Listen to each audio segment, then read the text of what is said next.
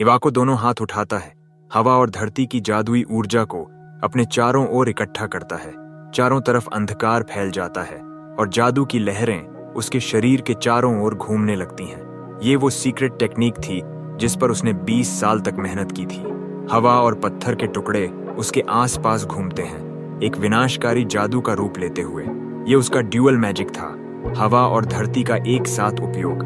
जैसे ही स्पेल पूरा होता है, वो उसे पूरी ताकत से क्योंस्के की ओर फेंक देता है।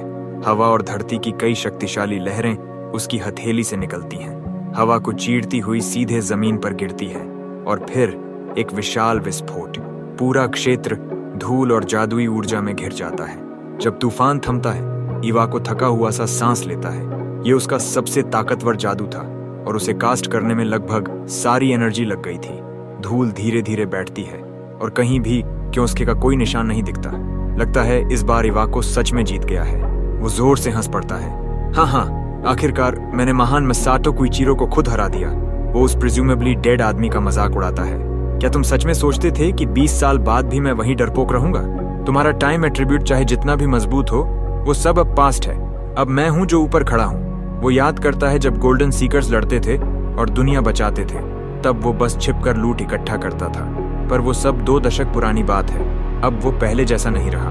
वो मिसादो का मजाक उड़ाते हुए कहता है कि 20 साल बाद हर किसी की ताकत बढ़ती है।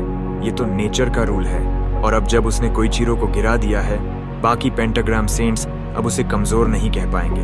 अब उसकी बारी है द ट्रू स्ट्रॉन्गेस्ट कहलाने की। तभी एक आवाज उसकी बकवास को बीच में काटती है। तुम बोल चुके?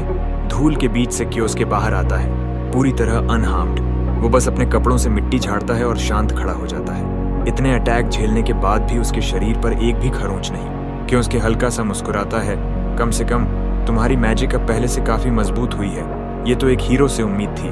फिर उसकी आंखें ठंडी हो जाती हैं। अब जब तुम्हारा खेल खत्म हो गया, इवाको, मेरी बारी है। इस बार मैं भी अपनी एंगर नहीं रोकूंगा। इवाको को आखिरकार समझ आ जाता है कि उनके बीच ताकत का कितना बड़ा फर्क है और उसे एहसास होता है कि जिसके सामने वो खड़ा है वो इंसान नहीं बल्कि एक मॉन्स्टर है। लेकिन अब वो पीछे नहीं हट सकता, खासकर तब जब उसने इतनी मेहनत से यहाँ तक पहुंचा है।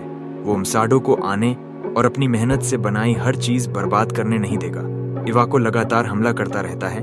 एक और अर्थ फिस्ट बनाकर कियोस्के को पकड़ने की कोशिश करता है, लेकिन आरएमसी उसी दोहराए गए अटैक पर कोई रिएक्शन नहीं देता। हाथ नीचे गिरता है और कियोस्के को कसकर जकड़ लेता है, लेकिन वो आसानी से उस अर्थ मैजिक को पानी से घोल देता है। एक बार फिर पूरी लड़ाई इवाको की बेकार कोशिशों में बदल जाती है, जबकि कियोस्के बस शांत खड़ा होकर इंतजार करता है कि वो खुद थक जाए। उसके कोई भी अटैक एमसी को गिरा नहीं सकते। अब वो सिर्फ अपनी एनर्जी और समय दोनों बर्बाद कर रहा है। इसके बावजूद भी इवाको लगातार जादू की बरसात करता रहता है और कियोस्के हर बार बिना किसी मेहनत के डॉज और काउंटर कर देता है। अब तो इवाको बस डर के मारे ऐसा कर रहा है ताकि कियोस्के पास ना आ सके, लेकिन कियोस्के अब तंग आ चुका है। वो एक साफ अटैक से सारे मैजिक को अपने रास्ते से हटा देता है। फिर एक और विंड स्पेल छोड़ता है जो इवाको को पीछे धकेल देती है और वो जाकर एक पेड़ से टकराता है। इसके पहले कि बूढ़ा आदमी उठ पाए, कियोस्के उसके सामने पहुंच चुका होता है। उसकी मुट्ठी अब फायर से लिपटी हुई होती है और वो उसे गिराने के लिए तैयार है। हिविको, समझते हुए कि अब भागने की कोई जगह नहीं, डर के मारे कांपता हुआ कियोस्के के सामने झुक जाता है और माफी मांगने लगता है। कियोस्के थोड़ी देर के लिए अपना फायर फिस्ट रोक देता है, जबकि इवाको सिर झुकाकर गिड़गिड़ाता रहता है। वो 20 साल पुरानी बातों के लिए माफी मांगता है, अपनी जान की भीख मांगता है। ऊपर से वो पछतावा दिखा रहा है, लेकिन अंदर ही अंदर वो कियोस्के की दया और नरमी का फायदा उठाने की कोशिश कर रहा है ताकि किसी तरह जिंदा बच जाए।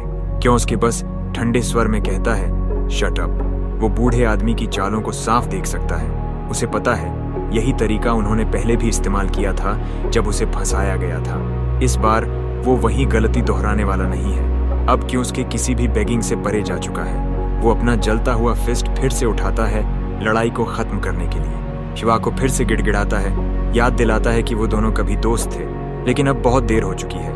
एमसी बस ठंडे लहजे में कहता है, तुम्हें अब मुझे दोस्त बुलाने का कोई हक नहीं। अब मैं सिर्फ बदले का दानव हूँ। और बिना झिझक वो अपनी जलती मुट्ठी इवाको के चेहरे पर दे मारता है। फिर लगातार कई तीव्र वार करता है, उसे बुरी तरह पीटता है जब तक वो बेहोशी के कगार पर नहीं पहुंच जाता। जैसे ही इवाको की चेतना धुंधली पड़ने लगती है, उसे एहसास होता है कि उसे कभी मसाडो कुइचिरो से उलझना ही नहीं चाहिए था।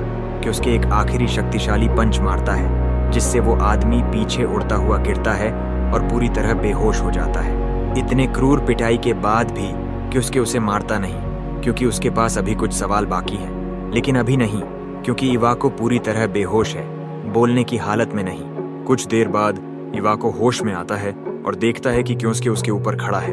वो डर के मारे चीखता है, पीछे कूदता है और फिर से जान की भीख मांगने लगता है। क्योंकि उसे शांत रहने को कहता है और यकीन दिलाता है कि अभी उसकी मौत नहीं होगी, लेकिन बदले में उसे कुछ सवालों के जवाब देने होंगे।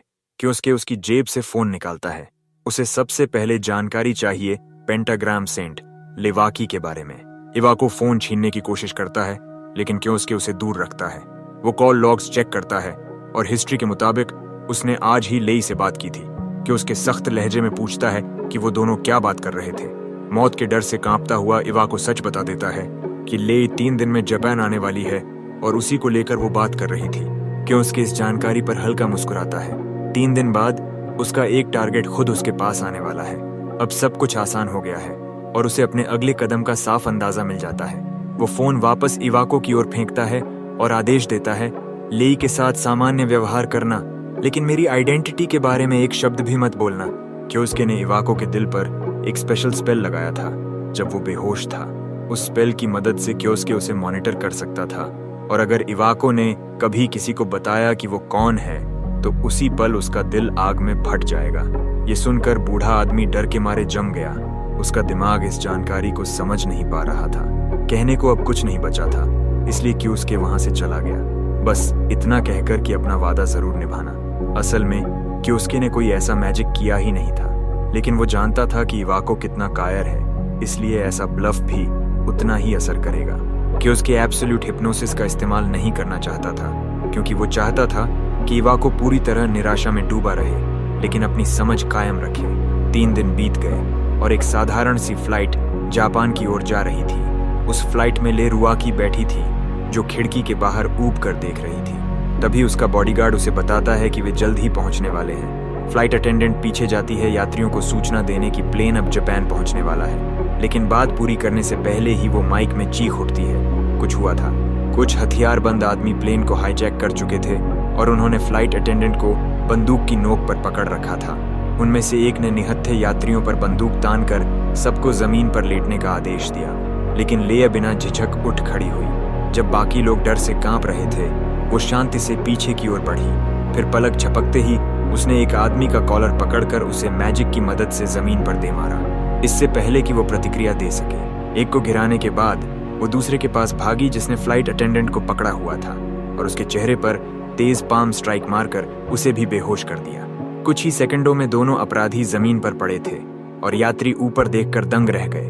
उनके सामने थी लीले रुऑक्सी, जो अब बेहोश अपराधियों के ऊपर खड़ी थी। प्लेन बिना किसी और परेशानी के लैंड कर गया और पुलिस ने उन अपराधियों को पकड़ लिया। एयरपोर्ट का मालिक खुद आया उसे धन्यवाद देने, क्योंकि उसने बिना शोर मचाए सब कुछ संभाल लिया था। ले बस खुश थी कि संयोग से वो उसी फ्लाइट में थी, वरना प्लेन की प्रतिष्ठा पर दाग लग जाता।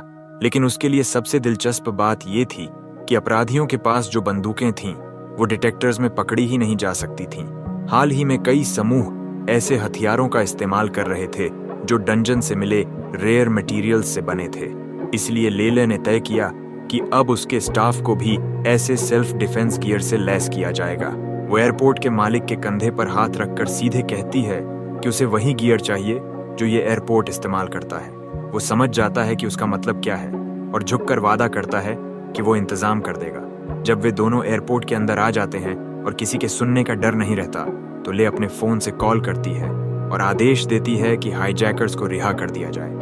असल में वही थी जिसने उन हाईजैकर्स को प्लेन में भेजा था, ताकि बाद में खुद उन्हें रोककर हीरो बन सके। ऐसा करके उसने न सिर्फ एयरपोर्ट ओनर से डील पक्की कर ली, बल्कि मीडिया में भी एक्स्ट्रा पब्लिसिटी पा ली। जब वो एयरपोर्ट से निकलती है तो बाहर उसके चाहने वालों की भीड़ उसका इंतजार कर रही होती है। सब उसे हीरो ले रॉक्सी कहकर पुकारते हैं और वो मुस्कुराते हुए सबको हाथ हिलाकर जवाब देती है। फिर वो टोकुगो एडवेंचरर ट्रेनिंग एकेडमी पहुंचती है और इवाको के ऑफिस में जाती है बिजनेस की बात करने। वो अब भी उस वॉइड एट्रीब्यूट स्टूडेंट को लेकर उत्सुक थी जिसका जिक्र इवाको ने फोन पर किया था। उसने पूछा कि क्या उस छात्र की जांच में कोई प्रगति हुई है। इवाको थोड़ी देर हकलाता है और फिर कहता है कि वो बस एक झूठा अलार्म था। उसके चेहरे की पट्टियां और चोटें ले की नज़र में कोई मायने नहीं रखती और वो इस बारे में कुछ नहीं पूछती, बल्कि वो सीधे अपने असली मुद्दे पर आती है। उसकी कंपनी एक नया ड्रग विकसित कर रही है और अब उन्हें अगला गिनी पिग चुनना है। उसके इरादे साफ थे। वो इस प्रयोग के लिए एकेडमी के छात्रों का इस्तेमाल करना चाहती थी। कियोस्क के कमरे से जुड़े एक ईयरपीस के जरिए पूरी बातचीत सुन रहा था। दूसरी ओर जो बातें हो रही थीं, उन्हें सुनकर उसके अंदर घृणा उमड़ पड़ी और उसी क्षण उसने तय कर लिया उसके अगले बदले का शिकार होगी लेरुआकी। घर लौटकर कियोस्क के टीवी पर खबरें देखता है, जबकि उसका दिमाग लगातार योजना में उलझा है। न्यूज़ में लेरोकी की तारीफ हो रही थी, जिसने अपनी फ्लाइट पर हुए हाईजैक को संभाला था, लेकिन कियोस्क को इन बातों से कोई फर्क नहीं पड़ता। उसके लिए वो वही औरत थी जिसने 20 साल पहले उसे धोखा दिया था। अपनी खोज से उसने पता लगाया कि ले डंजन मटेरियल्स से बने यूनिक वेपन्स बनाती है और उन्हीं की बिक्री से उसने अपनी दौलत खड़ी की है। लेकिन जिस तरह उसने इवाको से बात की थी, उससे साफ है कि वो स्कूल और उसके छात्रों का इस्तेमाल किसी गलत मकसद के लिए कर रही है। बाहर से वो खुद